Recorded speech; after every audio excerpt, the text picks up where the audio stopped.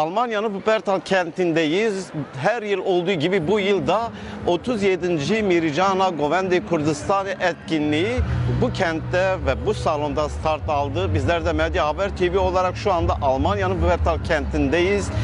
Birazdan Medya Haber TV mikrofonlarını uzatacağız. Hem jüri üyelerine ve oyuncularına, özellikle eğitmenlere Kürt kültürü Avrupa'da 37 yıldır nasıl yaşatılıyor, hangi koşullardan bu aşamaya gelindi?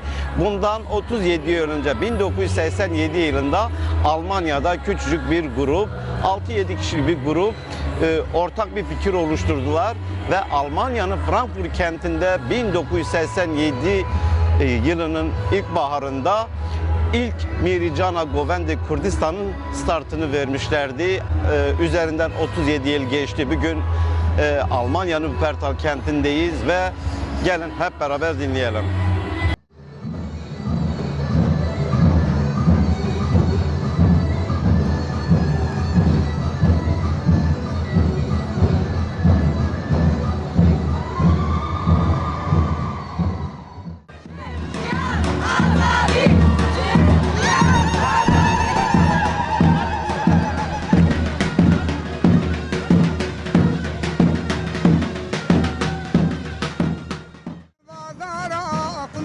تکر خزانه لیجان بازارا سولا تکر دهانه لیجان بازارا سولا تکر خزانه لیجان بازارا سولا تکر دلاله لیجان من bir kere nalçana kır خزانه لیجان من bir kere nalçana kır dehale لیجان من bir kere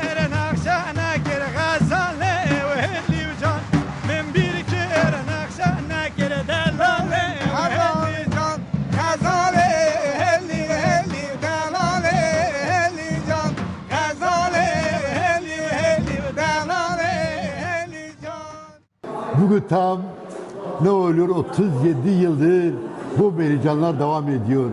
Yüzlerce insan bu çalışmanın içinden geçti. Bu çalışma 1986'da ilk temelini attık. Ki o zaman Hünerkom vardı biliyorsunuz. Şehit Müzgi, Şehit Safkan vardı. Birçok değerli arkadaşlar vardı. O dönem biz böylesi Avrupa'da yaşayan gençleri bir arada tutabilmek için ne yapmak lazım diye bir fikir alışverişinde bulunduk. Ki o dönemde de bizzat kendim hem folklorcu yanım olması itibariyle ondan dolayı böylesi bir yarışmayı, bir daha çok yarışma temelinde. Yani Merican. Hatta Merican sözlüğünü de araştırdık. Merican nedir diye. Çünkü Soranca bir kelime olduğu için dedik en uygun yarışma diyemiyoruz. Yani Havirkan da olur ama Merican'la Havirkan arasında bile gidip geldik. Merican dedik. Merican daha uygun. Ve 1987'de Frankfurt'ta ilk Merican'ı o zaman yaptık. O zaman 12 grup vardı. Sadece folklor dalında 12 grup vardı. O dönemde jüride işte ben vardım. Yine Türkan İpek vardı ki bugün hapistedir. İdamla yargılanan Kürdistan'da tek kadındır. Yani ben ona itfaiye diyordum aslında. Yani Türkan İpek o kadar sesli bir gürdü ki yani unutulmaz bir sesi, harika bir sesi vardı. Bugün de hapishanededir maalesef. Ya o dönemde bugün de dağda olan bir arkadaşımız da o zaman jürideydi. Yani 3 bayan tek bir erkek olarak ben vardım. Yani Merican'ı öyle oluşturduk ve o günden bugüne Mericanlar bir artık gelenek haline gelmiş. O dönemde fazla imkanlarımız da yoktu. Fazla maddi durumumuz da çok kritikti. O zaman yani fazla bir kültür çalışmalarına böyle fazla anlam da veremiyorduk aslında. Biz daha çok kültür çalışmalarını bir araç olarak kullanıyorduk. Amaç olarak kullanmıyorduk. Yani her ne kadar sanatçı için bir amaç olsa da ama maalesef siyaset biraz hep siyasete biraz araç olarak kullandık. Yani bir maddi gelir getiren, işte propaganda aracı olan bir çalışmaya büründük. Ama bugün artık çalışmalar yani tam gelenek haline gelmiş bir çalışma. O olmaksızın olmaz bir çalışma haline gelmiş. Bundan dolayı aslında ben eskiye baksam ve bugüne gelirsem çok mutluyum ki bugün artık yani kurumlarımız, halkımız, herkes böylesi bir çalışmaya sahip çıktığı için açık söyleyeyim ben mutluyum. İnanmazsın belki 4 nesildir buradayız. Yani ben kendim 55 yılı aşkın bir süredir bu Avrupa'da yaşıyorum. Artık 4 nesil oldu. Benim babam vardı. Benim çocuklarım, torunlarım. 70 yaşında mısınız? Ben evet 70 yaşına bastım diyorum, evet. Bastım. 47 yıldır bu kültür ve sanat çalışmalarının içindeyim. Böylesi bir şeyimiz var. Avrupa'da kendiniz de bilirsiniz, sanat camiasında, yani siyaset camiasında tasvirler çıktığı kadar sanat camiasında hiçbir tasvirci hemen hemen yok denecek kadar azdır. Onu da söyleyeyim. Çünkü onlarcası bu çalışmanın içinde, bil ki Avrupa'da mücadeleye katılan, savaşan birçok kişi, şehit düşen insanlarımız hepsi bu çalışmanın içinde gitmişler. Eğer örnek verecek olursam açık söyleyeyim. Mesela şehit Kasım vardı, şehit Erdal vardı, Abdullah Sevgart vardı, Beyye Yasit vardı, şehit Beylivan vardı, Abdullah Sevgart vardı. Yine Mabzeki'nin çocuğu ki burada doğmuş, büyümüş, Sipan vardı. Yani onlarcası öyle bu mücadele, bu çalışmanın içinde çıkmış ve mücadeleye katılmış insanlardır. Ve hala yaşayan insanlar da vardır. Onu da söyleyeyim. Halen diyelim cephede savaşan, mücadele eden insanlarımız halen böyle kültür çalışmaları içinde geçmiş insanlar. Bugün yaptığımız stadyumlarda hem de Engels'in evinde Wuppertal'da koskocaman bir salon tutulması, 7.000-8.000 insanın katılacağı böyle tekniği, cihazları, dekoru, yani geçen seferiyle öbür dönemlerde eskiden dekoru da ben yapıyordum, tekniği de ben yapıyordum, masayı da ben düzeltiyordum. Yani grupları hepsini düzeltin, yapsın A'dan Z'ye kadar hepsini yapıyorduk. Ama bugün gerçekten çok görkemli bir çalışmadır ve bu konuda emeği geçen birçok arkadaşlarımız vardır. Onları da anmak istiyorum ve onlar için de onlara saygıyla eğiliyorum. جرى بيشام هاتنا كيف ما قال كيتي ومهيفينا كيف حمكا بيسر كيف تنجبو حمكا ارفجي وليلانتن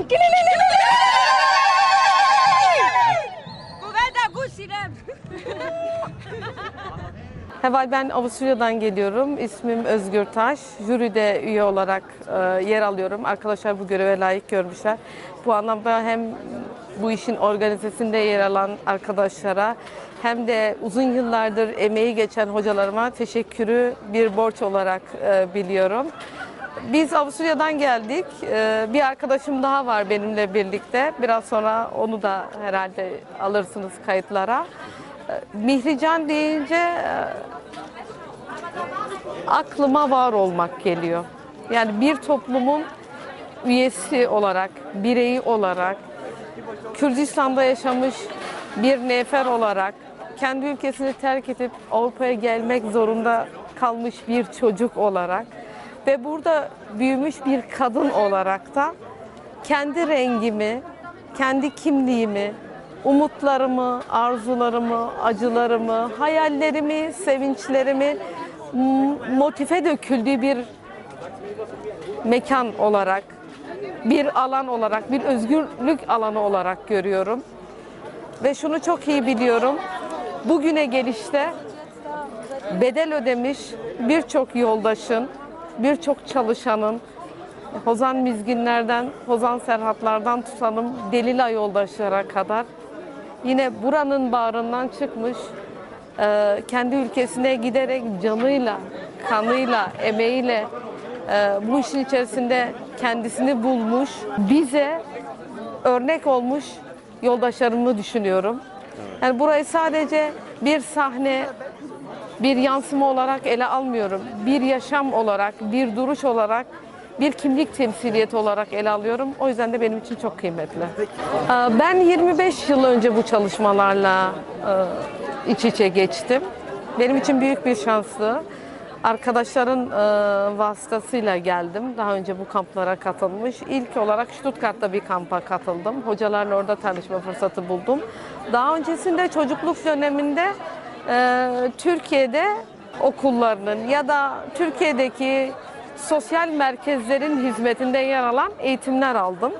Fakat buraya geldiğimde başka bir şeyi gördüm. Saklı bir bahçenin renklerini buldum. Hikayelerini buldum, geçmişini buldum. Aslında halk danslarının sadece el ele tutuşarak sahnede sergilenip bir ödüle giden yoldan ibaret olmadığını, aslında bir ulusun, bir tarihin, bir kimliğin orada varoluş hikayesinin egemen güçler tarafından nasıl karartıldığını öğrendim. Dolayısıyla buradaki emeğe çok büyük anlam verdim.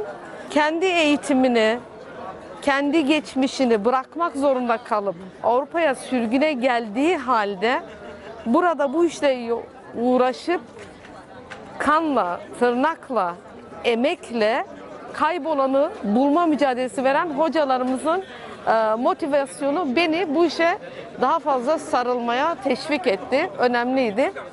Dolayısıyla bulmak dedim ya, onu bulmak, aramak, ararken onu yaşamak benim için çok önemliydi. Jürilik görevinde de buna çok önem veriyorum. Bu gençlerin yüzlerini ülkelerine dönmeleri, onu arayarak, bularak buraya taşıyor olmaları benim için çok önemli. Ha, yetmezlikler olacak. Belki çok iyi bir çalışma sahnede iyi bir çalışma olarak geçecek. İyi bir çalışma sahnede biraz iyi bir çalışma olarak geçecek. Ya da hiç bilemiyorsun, o anki motivasyon, coşku, o anki atmosfer seni çok farklı yansıtacak. Çok acemi bir ekip olacaksın ama çok iyi yansıtacaksın. Bütün bunlar evet, stilize bakabiliriz, derleme açısından bakabiliriz, ekiplere adım cümleleri olarak bakabiliriz, halk danslarının ölçekleri olarak bakabiliriz, ritim olarak bakabiliriz. Değerlendirmeye profesyonel anlamda tabi tutabiliriz. Fakat bir de işin başka bir yanı var. Burada olmayı amaçlayan, o coşkuyu yaşayan, o ruhu yaşayan gençlerin o dinamiğini görmek de çok önemli. O yüzden yani bazı esnemeler olabiliyor. Çok katı davranmıyoruz. Ne kadar yaşadıkları, ne kadar bize geçirdikleri çok önemli. Benim esasım bu yani. Yani biz bazı merkezlerden başladık ve o merkezleri oturtuncaya kadar büyük mücadeleler verildi. Hem hocalarımız tarafından hem de mezunlar ve yeni gelen öğrenciler tarafından. Hepsi bir puzzle'ın parçaları gibi birbirlerini tamamladılar, gelişti. Ve o daire büyümeye başladı. Kürdistan'ı bir eksen haline getirerek sardı. Bu önemli bir gelişme. Bazı yörelerin dışına çıktık, diğer yöreleri getirdik. Evet, profesyonelleşme bazı alanlarda gelişti. Müzikte, klamlarda, kostümde, oyunlarda açılım var. Ama bu şöyle bir şey, bu döngü durmayacak. Yani açılması ve gelişmesi devamlılık arz eden bir olay olduğu için devam da edecek. Bu yüzden de yeni gelen yoldaşların, arkadaşların, hocaların ve mezunların elbette kattıkları oldu ve bir gelişim sağlanıldı. Ben bunu böyle görüyorum. Biz daha çok kuzeyle sınırlı kaldık. Ben bunu hep eleştirmişimdir. Kuzeyi geliştiriyoruz ama sanırım bu sene bir yeni var. Doğu Kürdistan'dan, Roşalat'tan da gelen bir gösterim olacak. Bir ekibimiz bunu sergileyecek.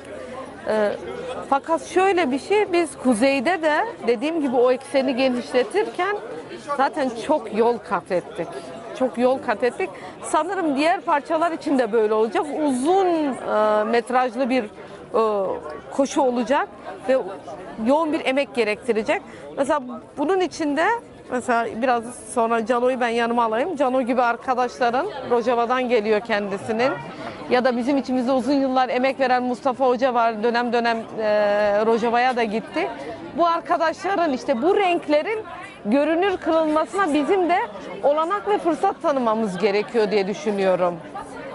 Bu arkadaşlar da o konuda biraz çaba verirlerse müfredatın dışındakini getirip müfredata koyma çabası olursa hocaların da deneyimiyle iyi olur diye düşünüyorum.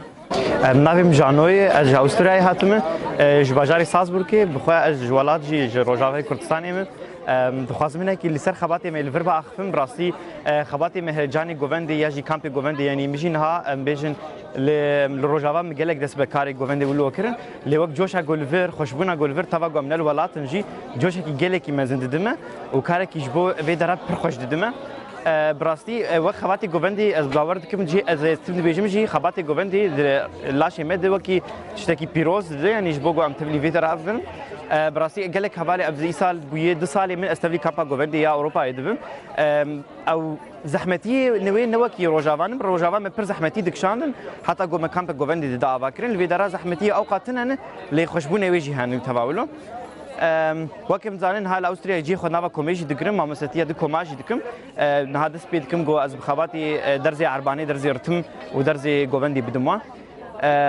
وكي كوما دم تلو نهال الفيينا يجي أستراليا يدس بيكر موزيك بو جوفند بو أمشي خباتكي بيورنجي دكن يعني أم دبيجن كاري هنري جيش بهاف توب جريداية موزيك جيبه چه شانو به چه جووند به او خباتی هنری في جلبرگی من بخوای عاشورینه از اول روجاوای کردستان گلک عاشور نوا کرداد دجین او جلی من خود کن ام جلی آن خود کن اجبر به کی میشه جلبرگی عاشوری ایسال خو کرنه وکند بینل پاشی امجی او کا عاشور نبیساندیه ولسر پی وی جی دنوا دجله فرات ده تخیا کرن به تاریخ ولورجی على عاشورای ولورجیش خو کشکاوان یان دیویژن اولی وکی کریستیان ناسکرن او جی ویدده ولسرورجی او جی تما ویر لگیونی دیده و گرماوی جلی دیده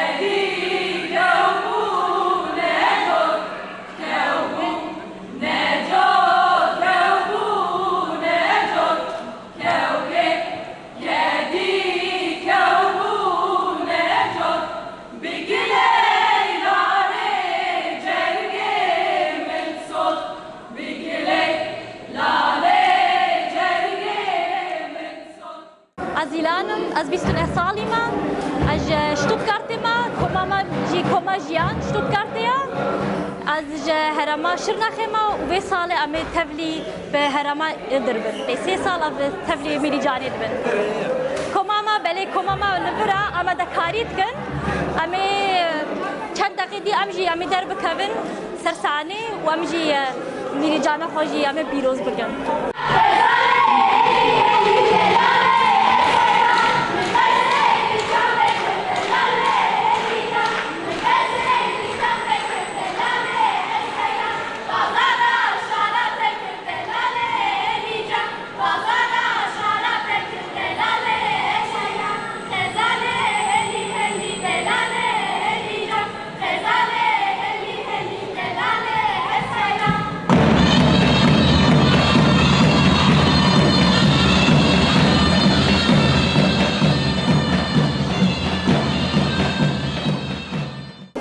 ناویم ملیحه بیگاره ناویم جیویانه چند سالی نو؟ از آدمه هفته Acı evleme. Şu an Bağcari'de امجی کلنه Körnet'te. اره Çend para otelleri rica edelim? و بیه 3 سال 3-4 سال ام 2022 و میری جان دانه ام هرما وانی دلیزن گووندا رومانی جنجیان آزادی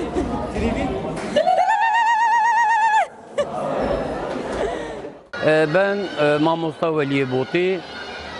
34 senedir Avrupa'dayım ve 34 senedir de bu folklorla uğraşıyoruz.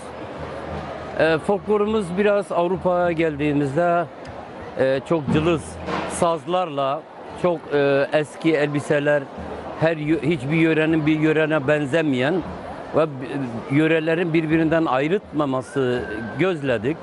4 tane arkadaşla beraber kararımızı verdik ve folklor okulunu açtık. 1997. Jüri olayı belki bizim insanlarımız, halkımız merak ediyor. Biz jüriyi 2 senedir 3'e ayırttık. 3 kısım ayrılma durumu da birisi müziktir, Birisi elbisedir, birisi de genel sahneyi kontrol etmedir. Elbise olayı diyelim Hakkari'ye oynayan bir insan gidip de Van'ı giyemez. Van'ı giyen bir insan Ağrı'yı giyemez. Botan'ı giyen bir insan diyelim Diyarbakır, Ahmet'te oynayamaz. Bu konuda bunun mücadelesini verdik. Kaç senede bunu bitirdik. Şimdi bizim bir bölümümüz bu. Bir de diğer bölüm de tabii sahnenin iyi kullanılıyor mu, kullanılmıyor mu? Sahnelerde gülünüyor mu, gülünmüyor mu? Birlikleri var mı? Müzikle kontrollü mü oynuyorlar? Yani ton olarak diyelim bir türkü söylüyor, la'da ya da müzik si'de mi, mi'de mi? Bunun kontrolü var. Müziğe geldiği zaman da bütün yörelerin müzikleri dengbejlik olayında zaten başlar. Biz bunun hesaplarını yaparak müzik bölümünü açtık. Müzik bölümü 3-4 senedir bize yaygın. Çünkü ülkemizin nasıl bağımsız olmayışı, kendimiz de Avrupa'da olduğumuz için çocuklarımız bu dilden biraz uzak kalmaması için ne yaptık? Dengbejlik derslerini bıraktık. Dengbejlik derslerinde bunu jüriye de yansıttık. Müzik bölümünü açtık. Şimdi gençlerimiz müziği çalarken, türküleri söylerken uyumlu mudur, uyumsuz mudur? Zurna ile denkleşme olayı var mı, yok mu? Bunun kontrolü yapılıyor. Bir de müzik söyleyen gruplara biz bir kutu açtık. Müzikle, dengbejlikle söylenen gruplara ekstra 2 puan veriyoruz.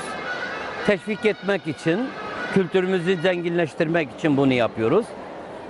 Bir de iyi hallerini düşünerek bu önemli olan jüri ödülü de var. Jüri hangi grubu iyi görüyorsa bu iyi görme olayı emeğe bağlı.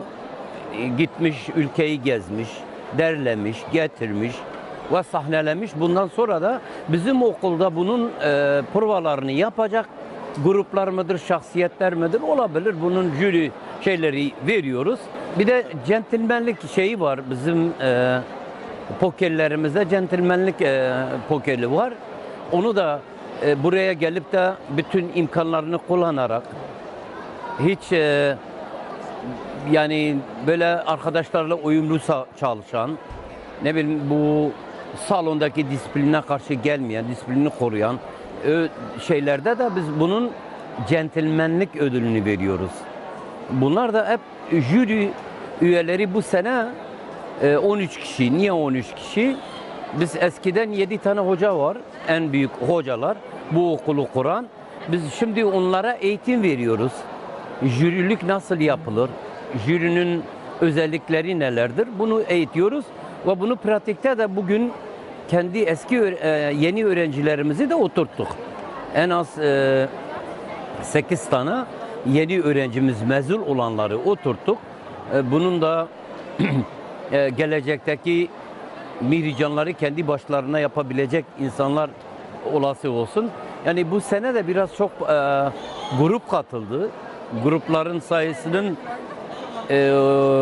yani çok olması şeye bağlıyorum. Bu yeni sürece bağlıyorum. Yeni sürece el atma, kültürel anlamda bütün dünya arenasında yer alma olayında biz bunun hesabını hem yaptık hem bunun çalışmasını da şu anda pratikte yürütüyoruz. Geçen sene diyelim 29-31 tane vardı. Şimdi 35'i geçti. 35 tane grup var şu anda. Bir de en az 20'ye yakın imkanı olmayan gruplarımız var. Hani Avrupa genelinde 2500'den fazla öğrencimiz var. Ama bazıları imkanı yok, elbisesi yok. Daha sonra şey yok, ekonomik el vermiyor. Yahut da hazırlıklı olmamışlar.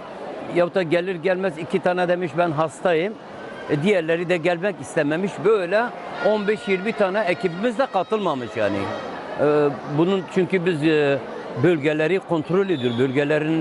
Bölgelerde kaç tane ekip var, hangileri faal, hangileri kaç seneliktir, yenilerine yardımcı olmak için kendimiz gidiyoruz.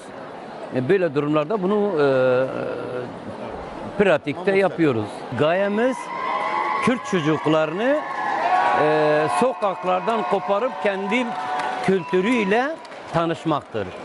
Böyle gençleri gördüğümüzde ben ders verirken de seminerlerde de dile getiriyorum. Diyoruz geleceğimiz sizlersiniz. Bizim başka kimsemiz yok. Yani bu oyunları oynayacak, dersleri verecek, okulun organizasyonu yapacak, jürilik yapacak. Hepsi sizlersiniz diyoruz. Bu da ufak çocuklar olduğu zaman geleceğimiz daha parlak. Niye? 10 sene diyelim 10 yaşında 10 sene geldiği zaman 20 yaşına profesyonelleşiyor. Profesyonel bir oyuncu haline geliyor.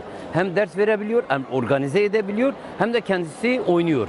Yani bu konuda gençlerimiz, çocuklarımız oynadığı zaman gerçekten tüylerimiz diken diken oluyor.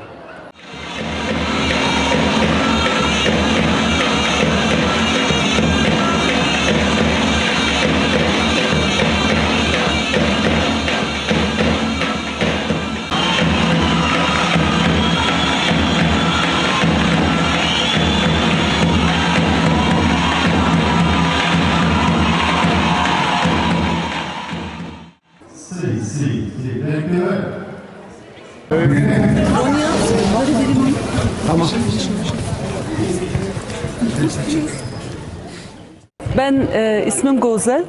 Aslen Hakkari'liyim, Beytüşebaplıyım. Almanya'da doğdum, büyüdüm. 2006 yılında halk oyunlarıyla tanıştım. 2007'de de ilk defa Mirican'a katıldım. 19 yıl sonra bugün Seirt'le katıldık. Biz 2011'de Heceverinde arkadaşımızla Seirt'te bir çalışma almıştık. Oyunlar değerlendirmiştik. Nasip bugüneydi. Bugün bunu sahnelendirme fırsatımız oldu. Ben 3 çocuğum var. Oğlum Rojvan 9 yaşında. Kızım Ronya 7. Diğer küçük kızım da 4 yaşında.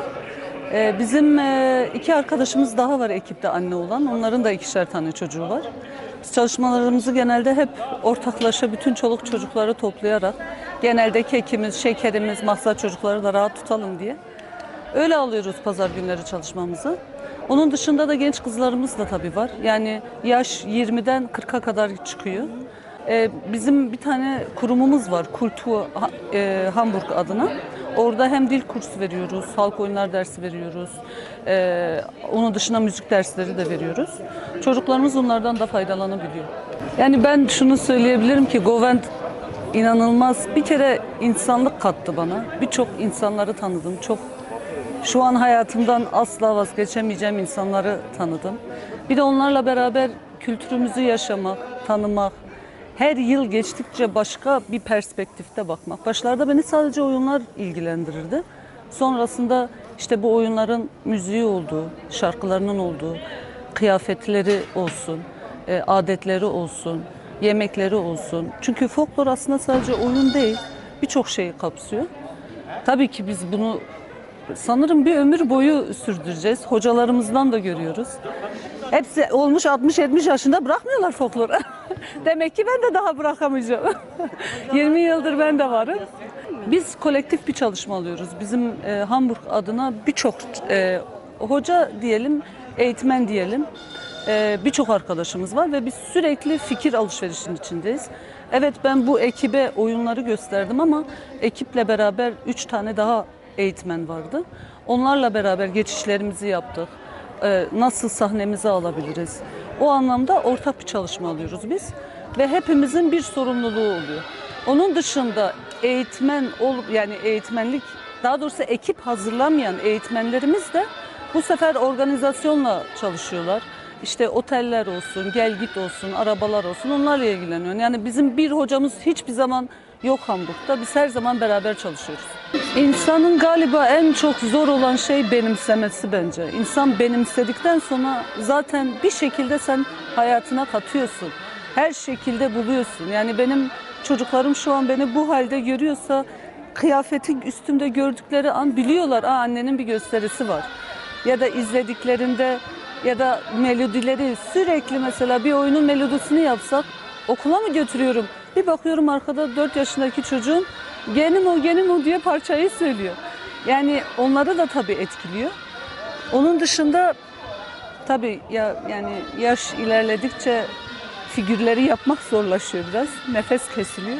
Ama yani insan içinde biriktirdikten sonra bitmeyen bir derya gibi yani. Bu yıl tek kadın ekibi olarak katıldık. Şu an 10 kişiyiz ama Hamburg camiasında çok daha fazla öğrencimiz var. Bu yıl sınavdır, kişisel ihtiyaçlardır. Onlardan ötürü birçok öğrencimiz katılamadı çalışmalara. Biz de tabii Rojava'da olan olaylar da bizi inanılmaz etkiledi. Bir belirsizlik vardı birinci, ikinci ayda. Bu bütün Avrupa için geçerli. Hani gidişat neyi göstereceğini bilmiyorduk. İkinci ayda bazı şeyler netleştikten sonra biz de çalışmalarımızı hızlandırdık. Ve 4 ay içerisinde, tabii onun öncesinden de bir çalışma vardı ama o 2 aylık boşluk içerisinde bir duraksama oldu. Bu sene Van yöresinin sadece bir kısmını temsil ediyoruz. Van yöresinde kuzeyidir, yani Ağrı'nın güneyinde Serhat yöresine aittir. Oyunlarından tutalım ve bütün kostümüne kadar sadece Serhat'ın bir küçük kısmını ele aldık. Özellikle Bruki aşiretinin kadın giyinişidir ve sadece bir bölümünü aldık. Yani aslında o 20-30 tane değişik şey olabilir, tarz olabilir. Bu sadece bir tarzdır yani. Böyle komple diyeyim kadınlarda görünüyor. Nedir diyeyim kofilerinin yukarıdan aşağı görünmesidir. Yamuk durmasıdır. Ondan sonra kofi bağlantısından tutalım. Diyeyim altınlardır. Ondan sonra çoğunlukla böyle diyelim bazen Ahmet tarafında kutuk diyorlar. Bu uzun ceket gibi bir şey oluyor. Yelek yerine geçiyor. Eteğin üstünde çift etek çoğunlukla giyiniliyor. Bunun bir özelliği de yine eteklerinin kısa olmasıdır. Yani koyun sağma gibi günlük işlerinde en rahat elbise türü kısa olmasıdır. Tabii yün çorap falan onun hepsinden dikkat edin. Mümkün olunca böyle bütün böyle Bruki aşiretinden sadece bir bölümünü aldık. Köln'den katılıyoruz. Biz Köln'den katılıyoruz. Bizim grubumuzun ismi Govinda Baranjin ve bugün yöresel kıyafetimiz dersinden getirdik ve çok mutluyuz ve çok heyecanlıyız. İnşallah güzel olur. Mirican Piroz ve Jinjiyan Azadi. Von Lebensfreiheit.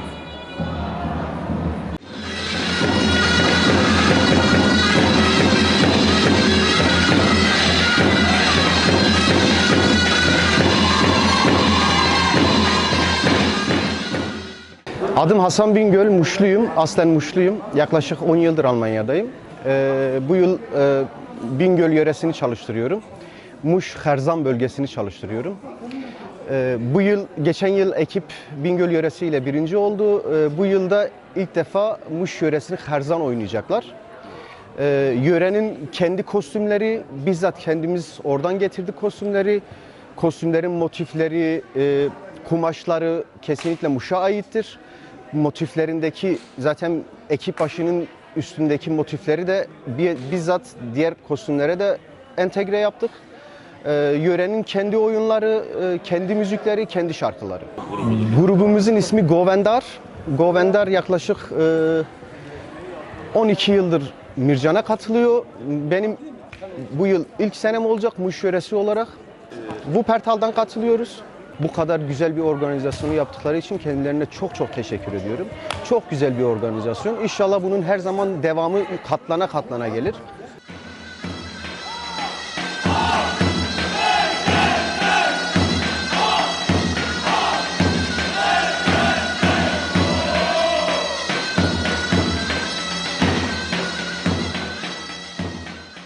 Turgay, Stuttgart'tan geliyorum. Yıllardır halk oyunları Goven çalışması yapıyorum. Bizim Stuttgart'ta eskiden beri komajyen olarak devam ediyoruz. Yıllardır kendim eğitmenlik yapıyorum. Bizim amacımız gençlerimizi buraya kazandırmak. Yani tabii ki derecelendirmek çok doğru değil. Biz aslında amacımız kimseyi kimseyle yarıştırmak değil. Biz sadece kendi kültürümüzü devam ettirebilmek için buradayız. Ve bütün gençlerimizi bu ortama katmaya çalışıyoruz. Sadece bu yarışma bizim çalışmaların bir yansımasıdır. En azından motive olmaları için bu tür yarışmalar düzenleniyor. Ve biz de buna her sene yeni öğrenciler, yeni oyunlarla geliyoruz. Ve buraya geldiğimizden dolayı çok mutluyuz. Gençlerimizi buraya kazandırdığımız için gurur duyuyorum kendimle. 10 senedir bu işi yapıyorum. Kamplara da gittim, kendi eğitim kamplarımıza. Aslında ben küçüklükten beri, 6 yaşından beri halk oyunlarının içerisindeyim. Türkiye'de oynadığım için sonradan buradan devam ettim. Merhaba, benim adım Rinde. Ben çocukluğumdan beri bu Avrupa Goven çalışmalarındayım. 98'den beri bu çalışmaların içindeyim. İsviçre. İlk başta oyuncu olarak ve daha sonra bu işin eğitmenliği için kamplara gittik. Halk oyunları kamplarında yer aldım ve halk oyunları kamplarında da eğitmenlik tecrübem var. Uzun yıllardan sonra bu çalışmaların getirdiği potansiyelle, kapasiteyle, tecrübeyle jüriye oturuyorum artık. 2018'den beri jürideyim. Ya biz eski Miricanlara tabii ki bu kadar kapsamlı katılım olmuyordu. Ben kendim öğrenciyken, kendim yarışmacıyken biz 10-12 ekip oluyorduk en fazla. Ve şu an müthiş bir potansiyel var Avrupa'da özellikle. Ve biz artık yarışmanın ekip sayısıyla baş edemiyoruz. Bizim dün 22 ekip yarıştı ve ciddi bir enerji gerekiyor. Biz hatta biraz planlamayı değiştirmeyi düşünüyoruz. Bir ön eleme koymak istiyoruz çünkü artık ekip sayısıyla, başvurularla baş edemiyoruz. Ön elemeler olacak. Yerellerde ön elemeler olup en iyi ekipler finalde yarışacak. Ben Gülhan Özkan, 2,5 yıldır Almanya'ya gelmişim. Esen bölgesinde eş başkanlık yapıyorum. Şu anda Mihricana Govenda Kurdi'nin bugün 37. yılını kutluyoruz. Kendi kültürümüzle, kendi dilimizle, kendi organizemizle burada insanlara hizmet veriyoruz. Dilimizi, kültürümüzü, yöresel kıyafetlerimizle, kendi yemeklerimizle kendimizi dünyaya tanıttığımız için de çok gururluyuz. İnanıyorum ki Kürt halkı bunu başarıp kendi renkleriyle, kendi umutlarıyla, kendi haklarıyla öne gidip Kürdistan'da bu tür şeyleri gerçekleştirir. Cezna Miricane, Cezna Miricana Goveni Kurdistane, Mirican, Mirican. Havalin heja, beratenime, jibajari fubatal, hatta velatime, hatta amet, si mahabat, kamışlo, kobali, hatta şengel, hatta